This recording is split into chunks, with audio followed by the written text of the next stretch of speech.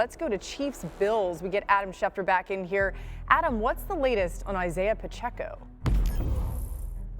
All right, Laura, despite the fact that he returned to practice this week, Andy Reid said today it is unlikely that he will be able to make it back in time to play this Sunday. Pacheco is making progress, is not far away, but it looks like he will have to wait a little while longer before he can make his return to the lineup. As for the Buffalo Bills, some questions at the wide receiver position right now.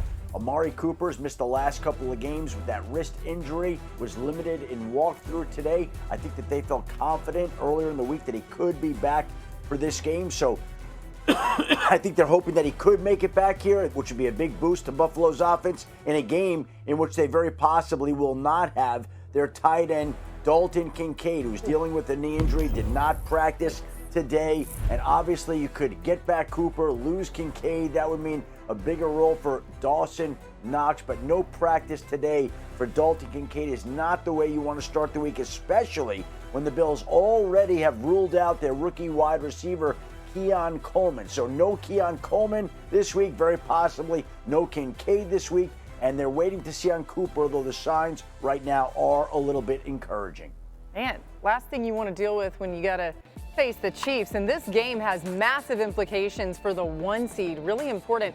If the Chiefs win, they'll have a 93% chance to earn the 1 seed, according to ESPN Analytics.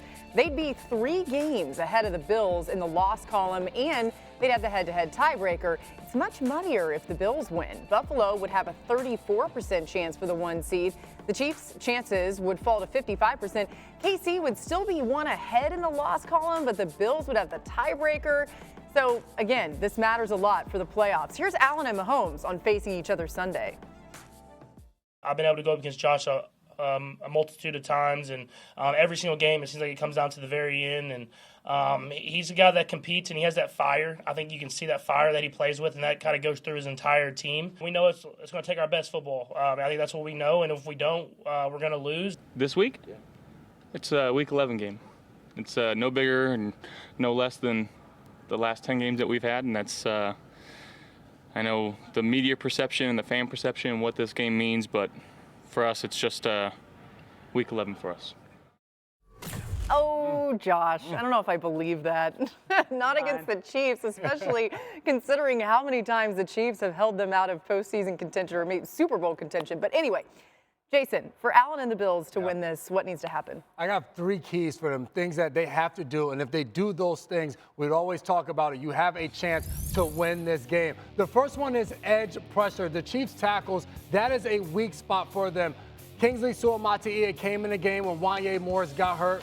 Wanye came back for the last 9 plays of that game. We'll see where his health is, but you have to get there. Then on the outside, quick passes to Khalil Shakir. This was a screen at the end of the game to kind of put the Colts away. If there's no Dalton Kincaid, if Amari Cooper can't go, there's already no Keon Coleman. You're going to have to do those things. And then it comes down to the red zone. You have to, against this Chiefs team, be able to show up and force them to kick field goals. If they're scoring touchdowns, you'll have no chance to be able to win that game. Yeah, I love that Shakir point because that's kind of what they want to do.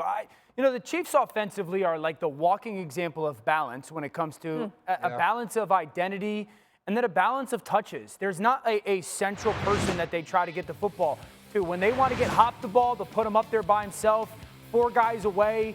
J-Mac, it's just, hey, one-on-one. If it's one-on-one, we're going to give Hop simple routes. Go win on a hitch, go win on a slant.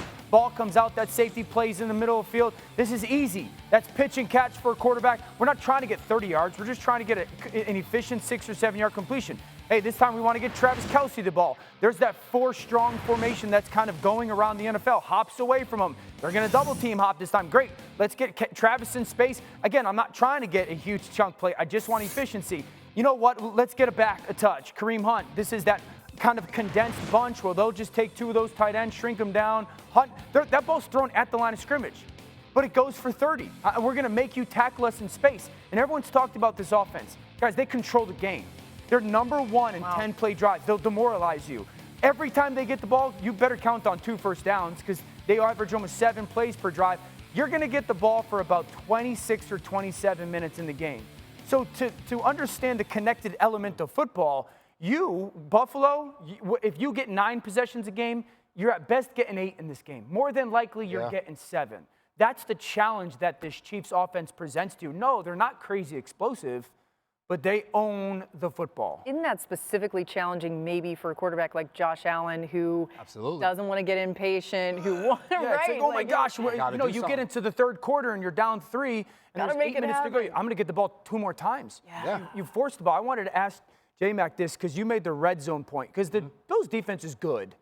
They're great in the red zone. Yeah. This week, is this an overemphasis of red zone defense, a focal point? Absolutely. That graphic you put up there where it's just first, you know you have to be really good in those areas. And on top of all of that, when I was in New England, whenever we would play against the Kansas City Chiefs, we would spend extra time in the red zone Thursday at the end of practice because how good Andy Reid was in designing plays. Remember, that's when Travis Kelce would go to quarterback. They'd run option plays. Yeah. That's where the shovel passes show up. So their offense changes a little bit the closer they get to the end zone of finding ways to punch it in. Let's get back to that Chiefs-Bills matchup. We've got both teams covered with Jeremy Fowler and Elena Getzenberg out there. Jeremy, we start with you in Kansas City. Laura, the Chiefs are elated that DeAndre Hopkins is here, especially in light of some of their recent offensive struggles.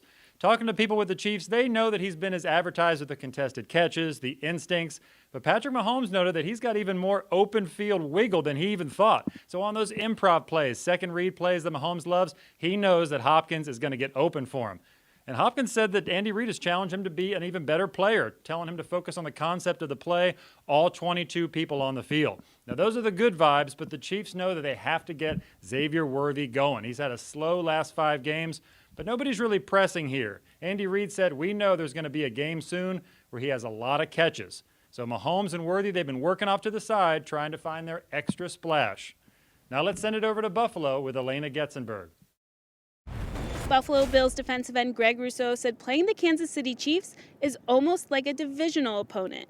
For the Bills, this will be the 8th time playing the Chiefs since 2020, so this defense is plenty familiar with what it takes to try and stop Patrick Mahomes. Taron Johnson talked about how it's Mahomes' ability to scramble and make plays that makes him difficult to defend.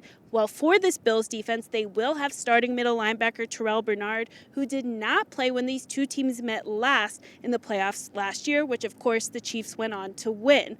But for the Bills, their process is the same. They're really not trying to treat this week any differently than others, with Johnson talking about how they're just trying to be the best prepared.